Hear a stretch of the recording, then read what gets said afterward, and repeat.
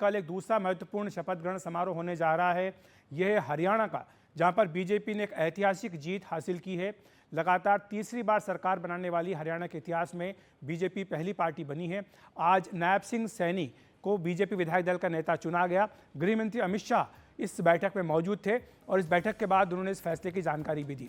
कल जो मुख्यमंत्री पद की शपथ नायब सिंह सैनी लेंगे, इसके जरिए भी बीजेपी एक बड़ा संदेश देना चाहती है, क्योंकि कल वाल्मीकि जयंती है। और अगर कुछ आंकड़ों की बात हम आपको करें तो बीजेपी के सबसे ज़्यादा जो 48 में से जीत करके आए विधायक, 9 विधायक वो एससी कम्युनिटी से हैं और बीजेपी दलित वोटर्स को एक बड़ा संदेश यहाँ पर देना चाह रही है। दूसरी बात ये भी है कि बीजेपी नेताओं का अपना आकलन है कि हरियाणा में जो वोट डले हैं, इनमें से करीब 80% दलित वोट जो है वो बीजेपी के पाले में आए हैं। गृह मंत्री अमित शाह ने क्या कहा है, आइए सुन लेते हैं। लेकिन महत्वपूर्ण बात यह भी है कि इसके जरिए बीजेपी महाराष्ट्र के दलित वोटरों को भी संदेश देना चाह रही है, क्योंकि वो ये दिखाना चाहती है कि जिस तरह से लोकसभा चुनाव में संविधान को लेकर के दुष्प्रचार विपक्ष की ओर से किया गया, उसका जवाब हरियाणा के दलितों ने दिया है और अब महाराष्ट्र के दलित भी देंगे। और यही कारण है कि कल वाल्मीकि जयंती पर शपथ ग्रहण समारोह करने की तारीख चुनी गई है। आइए सुन लेते हैं गृह मंत्री अमित शाह ने क्या कहा। चुने हुए सभी विधायकों ने एक मत से हमारे युवा नेता और हरियाणा के मुख्यमंत्री नायब सिंह सैनी के मजबूत कंधों पर फिर से एक बार हरियाणा के मुख्यमंत्री की जिम्मेदारी लेना तय किया है। मैं पार्टी के राष्ट्रीय अध्यक्ष की ओर से, देश के प्रधानमंत्री जी की ओर से और करोड़ों कार्यकर्ताओं की ओर से भाई नायब सिंह सैनी को बहुत बहुत बधाई और तो कल शपथ ग्रहण समारोह होने जा रहा है। अब सवाल ये कि मंत्री कौन कौन बनेंगे। कई सारे नाम चल रहे हैं। जाहिर सी बात है कि हर विधायक चाहता है कि उसको मंत्री पद मिले। केवल पिछली सरकार के 2 ही मंत्री चुनाव जीत करके आ पाए, इसलिए नए मंत्रियों के बनने की संभावना ज़्यादा हो रही है। कई सारे नाम चल रहे हैं। अनिल विज, जो कि बीजेपी के काफ़ी वरिष्ठ नेता हैं, विधायक हैं, वो दावेदार हैं। अंबाला कैंट से जीत करके फिर से आए हैं, लगातार 7वीं बार उनकी जीत हुई है। विपुल गोयल फरीदाबाद से हैं, इनकी भी दावेदारी यहाँ पर काफ़ी मजबूत बताई जा रही है।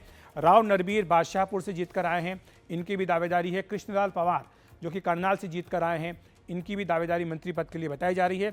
कृष्ण मिड्ढा भी, जो कि जिन से हैं, उनकी दावेदारी है। कृष्ण बेदी नरवाना से। मूलचंद शर्मा काफ़ी वरिष्ठ नेता हैं बीजेपी के, इनको बीजेपी की ओर से कहा जा रहा है कि बल्लभगढ़ जीत के आए मंत्री बनाया सकता है। अरविंद शर्मा गोहाना से जो जीत करके आए हैं, ये भी यहाँ पर दावेदार हैं मंत्री पद के। साथ ही कृष्णा अहलावत सोनीपत से जीत कर आई हैं, ये एक महिला चेहरा नायब सिंह सैनी सरकार में हो सकती हैं। लक्ष्मण यादव रेवाड़ी से हैं। 1-2 नाम और भी हैं। आरती राव इंद्रजीत सिंह की बेटी हैं, अटेली से जीत करके आई, ये भी दावेदार हैं। श्रुति चौधरी, जो कि किरण चौधरी की बेटी है, तोशाम से जीत कर आई हैं, ये भी दावेदार हैं। इसके अलावा रणबीर सिंह गंगवा, जो कि बरवाला से जीत कर आए, ये भी दावेदार बताए जा रहे हैं। श्याम सिंह राणा यमुनानगर से, हरविंदर कल्याण घरौंदा से और साथ ही महिपाल ढांडा पानीपत से जीत कर आए हैं। ये वो तमाम चेहरे हैं जो कि मंत्री पद के दावेदार हैं। अब कल देखना होगा किसकी लॉटरी यहाँ पर लगती है। और अगर हम बात करें कि जो मंत्रियों के नाम चल रहे हैं, इनका ब्रेकअप किस तरह का है, तो उस पर भी एक बार नज़र डाल सकते हैं।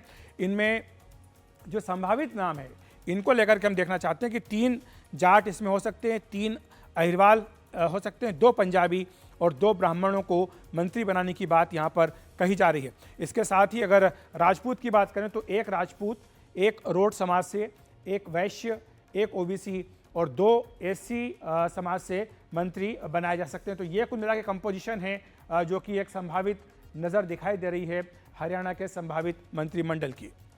तो ये जातीय संतुलन बिठाने की कोशिश यहाँ पर की जा रही है। और अगर कुल विधायकों की बात करें तो बीजेपी के कितने विधायक जीत करके आए हैं, तो 48 में से 9 विधायक जो हैं वो एससी हैं, शेड्यूल कास्ट से हैं। 8 पंजाबी विधायक जीत करके आए हैं, 7 ब्राह्मण समाज से हैं और 6 यादव समाज से जीत करके आए हैं। साथ ही 6 जाट हैं, 4 गुर्जर हैं, 2 राजपूत और 2 वैश्य जीत करके आए हैं। तो इस तरह से बीजेपी के पास काफ़ी स्कोप है सभी समाजों को की नुमाइंदगी देने के लिए। 2 रोड से, 1 ओबीसी और 1 सैनी भी हैं। तो इस तरह से ये कुल मिलाकर के समीकरण यहाँ पर बन रहा है, जहाँ पर बीजेपी अपने कल मंत्रिमंडल की जो शपथ होने जा रही है, उसमें देखना होगा कि किस तरह से ये किया जाता है। तो नायब सिंह सैनी कल शपथ लेंगे। इसमें प्रधानमंत्री नरेंद्र मोदी के साथ गृह मंत्री अमित शाह, तमाम वरिष्ठ मंत्री तो शामिल होंगे ही। एनडीए के भी सभी मुख्यमंत्रियों को, उप मुख्यमंत्रियों को बुलाया गया। ये एक बड़ा राजनीतिक संदेश देने का प्रयास बीजेपी कर रही है, जहां पर कि एनडीए की एकता हरियाणा में शपथ ग्रहण समारोह के जरिए दिखाई जाएगी। इन सभी मंत्रियों, उप मुख्यमंत्रियों का एक सम्मेलन भी कल प्रधानमंत्री नरेंद्र मोदी लेंगे, उसकी अध्यक्षता करेंगे, जिसमें कि विकास के एजेंडे पर और संविधान के 75 वर्ष पर चर्चा की जाएगी। तो कल काफ़ी महत्वपूर्ण दिन बीजेपी के लिहाज से, हरियाणा के लिहाज से होने जा रहा है। इसी पर चर्चा करने के लिए हमारे तीनों मेहमान हमारे साथ जुड़े हुए हैं। आरपी जी, ये जो कोशिश है बीजेपी की कल एक बड़ा मंच पर सबको इकट्ठा लाकर दिखाने की, एनडीए की एकता दिखाने की, इसकी ज़रूरत इसलिए पड़ी कि आज इंडिया की एकता श्रीनगर में दिखाई दी। आप उसको किसी से कंपेयर मत करिए। हमारे यहाँ जब भी शपथ ग्रहण होती है, हम सब मुख्यमंत्रियों को जो एनडीए के हिस्सा हैं और वह सब नेता जो एनडीए के हिस्सा हैं, उनको सबको निमंत्रण जाता है। वो बेशक मध्य प्रदेश, अच्छा राजस्थान, छत्तीसगढ़, आप कृपा करके क्लिप देख लीजिए, आपको ध्यान में आ जाएगा। एक रूटीन प्रोसेस है, रूटीन प्रोसीजर है। परंतु हाँ, एक बड़ा दिन है क्योंकि तीसरी बार लगातार हरियाणा में भाजपा की सरकार बन रही है। जनता ने सेवा करने का तीसरी बार मौका दिया है, इसलिए बड़ा दिन है। क्योंकि हरियाणा में कभी हुआ नहीं कि 3 बार कॉन्जिक्यूटिवली किसी पार्टी की सरकार बनी हो। भाजपा पहली पार्टी है जिसको लोगों ने इतना भरपूर आशीर्वाद दिया है। मैं आपके वो परमुटेशन कॉम्बिनेशन देख रहा था कि जाट, और ओबीसी और वैश्य और बाकी जो समाजों की आप जानकारी दे रहे थे। आपने एक बात तो साबित कर दी कि सब समाजों ने भरपूर आशीर्वाद दिया। ये जो था ना कि नहीं Jat versus non Jat, schedule caste versus non Jat, वो सब नहीं हुआ। मतलब हमारे यहाँ जाट भी जीते हैं, हमारे यहाँ गुजर भी जीते, राजपूत भी जीते, वैश्य भी जीते, पिछड़ी जाति से भी जीते, ओबीसी भी जीते। हर समाज, हर वर्ग का रिप्रेजेंटेशन उन 48 एमएलएस में है। क्योंकि ये जो नोशन था ना कि हम एक कम्युनिटी को खुश कर लेंगे और बाकी कम्युनिटी को नाराज कर होता तो होता रहे, ये चलता नहीं राजनीति में। लेकिन डॉली जी जो है वो मुस्कुरा रही हैं आपकी बात सुन के, डॉली जी। लेकिन एक बात तो जरूर आपको परेशान कर रही होगी कि जो हरियाणा में बीजेपी की जीत हुई है, उसके बाद महाराष्ट्र और झारखंड के लिए बीजेपी अब नए हौसले के साथ मैदान में है। और कल जिस तरह से एकता का प्रदर्शन किया जाएगा एनडीए का, वही फार्मूला महाराष्ट्र में और झारखंड में भी सीटों के बंटवारे में किया जा रहा है एनडीए के सहयोगियों के बीच। अखिलेश जी, मैं तो एक बात कहना चाहती हूँ, मुबारकबाद हरियाणा की जनता को, और उम्मीद करूंगी कि जो अब तक हरियाणा की जनता के साथ होता हुआ आया वो अब ना हो। और एक बात जरूर कहना चाहूंगी कि अधूरा ही रहा झांसों में जो अरमान किसका है, तरक्की हो यहाँ लोगों की, इस पर ध्यान किसका है।